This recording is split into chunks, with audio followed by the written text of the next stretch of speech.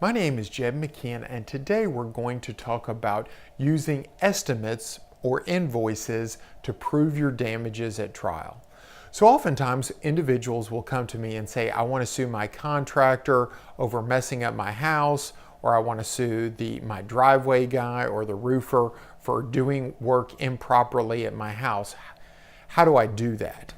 And they will come to me with an estimate for the work to be repaired, and they'll say, well, I can't afford to make the repairs until I get the money from the last guy. Unfortunately, it doesn't work like that. You can't do that.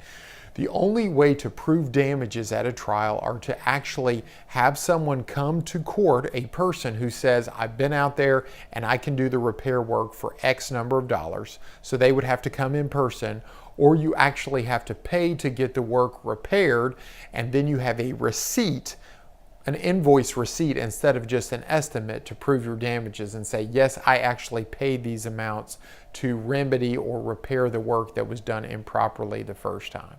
So you can't use an estimate is the big deal. That is considered hearsay.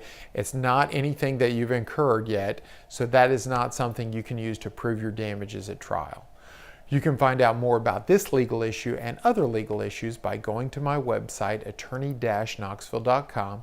You can find me on Facebook and Twitter. You can also view my other YouTube videos.